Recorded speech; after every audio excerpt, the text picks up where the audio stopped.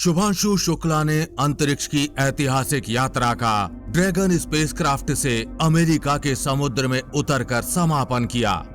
लेकिन क्या आपके दिमाग में भी सवाल आया है कि ड्रैगन स्पेसक्राफ्ट जो अंतरिक्ष में से 400 किलोमीटर ऊपर से वापस पृथ्वी पर आता है, उसे कैसे पता चलता है कि पृथ्वी पर वो समुद्र कहाँ है जहां उसको उतरना है?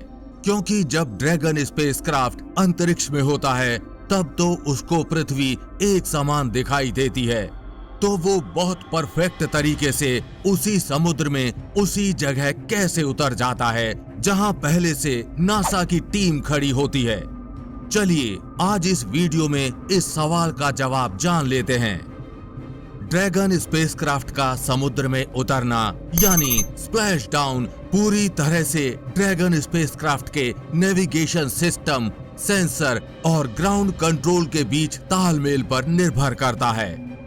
ड्रैगन स्पेसक्राफ्ट को समुद्र में जहां पर भी उतरना होता है, उस स्थान का चुनाव नासा की टीम के द्वारा अंतरिक्ष यात्रियों की अंतरिक्ष से वापसी से पहले ही तय कर लिया जाता है।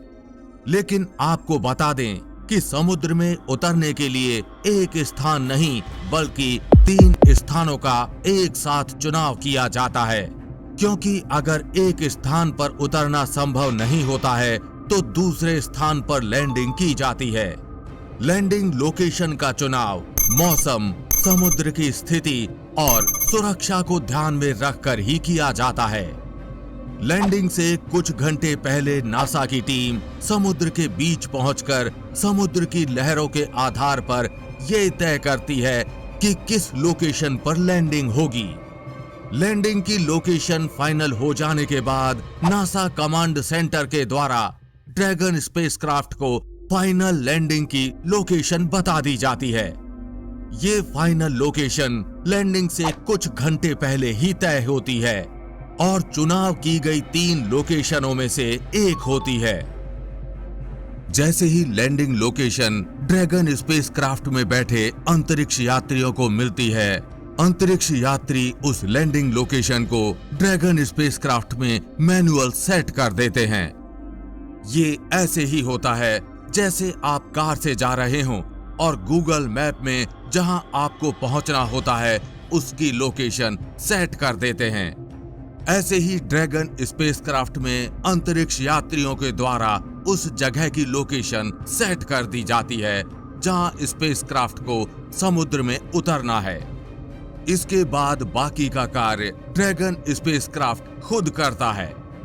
ड्रैगन स्पेसक्राफ्ट में बेहद advanced GPS, inertial navigation system INS और अन्य सेंसर्स लगे होते हैं जो स्पेसक्राफ्ट की रियल टाइम लोकेशन, स्पीड, ऊंचाई और दिशा को लगातार ट्रैक करते हैं। जैसे ही ड्रैगन स्पेसक्राफ्ट को नासा कमांड सेंटर से वापसी का सिग्नल मिलता है, ऑनबोर्ड कंप्यूटर ये गणना करता है कि उसे किस लोकेशन, एंगल और स्पीड से पृथ्वी के वातावरण में प्रवेश करना है ताकि वो तय की गई फाइनल समुद्री लोकेशन पर उतर सके। पृथ्वी पर लैंडिंग की प्रक्रिया लैंडिंग से सिर्फ 1 घंटे पहले ही शुरू होती है। लैंडिंग की प्रक्रिया शुरू होते ही ड्रैगन का ड्रैगन ट्रंक अलग कर दिया जाता है और ड्रैगन स्पेसक्राफ्ट अपने थ्रस्टर्स का इस्तेमाल करके धीमा होता है। ड्रैगन स्पेसक्राफ्ट पृथ्वी पर उतरते वक्त एक खास एंगल से पृथ्वी के वातावरण में प्रवेश करता है। ये एंगल बहुत ही सटीक होना चाहिए, क्योंकि ज्यादा हुआ तो जल सकता है और कम हुआ तो वापस स्पेस में चला जाएगा। इस दौरान ड्रैगन स्पेसक्राफ्ट का ऑनबोर्ड कंप्यूटर जीपीएस डेटा के आधार पर लगातार यह सुनिश्चित करता है कि स्पेसक्राफ्ट सही ट्रैक पर है या नहीं, यानी फाइनल की गई लोकेशन की तरफ उतरने के लिए बढ़ रहा है या नहीं। यहाँ पर सब कुछ ड्रैगन स्पेसक्राफ्ट ऑटोमेटिकली अपने ऑनबोर्ड कंप्यूटर के आधार पर तय कर रहा होता है। अंदर बैठे हुए अंतरिक्ष यात्रियों को इस प्रक्रिया में कुछ नहीं करना होता है। ऑनबोर्ड कंप्यूटर में डाली गई फाइनल लोकेशन के आधार पर ड्रैगन स्पेसक्राफ्ट पृथ्वी की तरफ बढ़ता है और पृथ्वी के वातावरण में घुसते ही ड्रैगन स्पेसक्राफ्ट आग का गोला बन जाता है। इस वक्त ड्रैगन स्पेसक्राफ्ट को उस पर लगी हीट शील्ड बचाती है। इस प्रक्रिया के बाद जैसे ही ड्रैगन स्पेसक्राफ्ट 5000 फीट की ऊंचाई पर आता है, ड्रैगन स्पेसक्राफ्ट के 2 पैराशूट्स खुलते हैं और ड्रैगन स्पेसक्राफ्ट की गति तेजी से धीमी होने लगती है। 2 पैराशूट और धीमी गति के साथ ड्रैगन पृथ्वी की तरफ बढ़ने लगता है।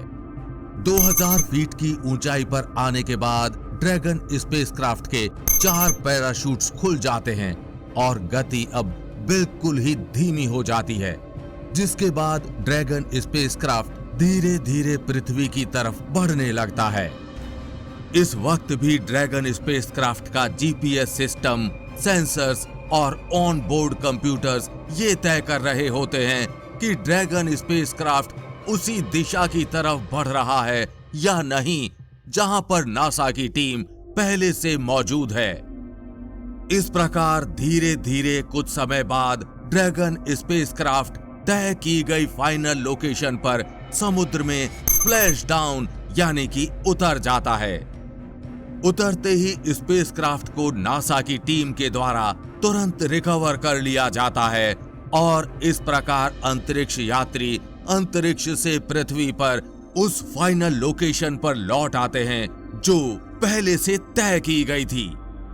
फाइनल की गई लोकेशन पर परफेक्टली उतरने के पीछे पहले से की गई planning, advanced technology, GPS system और सटीक कंट्रोलिंग काम आती है। फिलहाल ये जानकारी आपको कैसी लगी? नीचे कमेंट बॉक्स में लिखकर अपनी राय जरूर बताएं। अगर आपको वीडियो पसंद आया हो तो वीडियो को लाइक और चैनल को सब्सक्राइब करना बिल्कुल ना भूलें। और हम उम्मीद करते हैं कि इस वीडियो की जानकारी आप अपने तक सीमित नहीं रखेंगे, अपने दोस्तों और परिवारजनों के साथ ये वीडियो जरूर शेयर करेंगे। जल्द मिलेंगे ऐसी ही इंफॉर्मेटिव वीडियो के साथ। तब तक के लिए जय हिंद, जय भारत।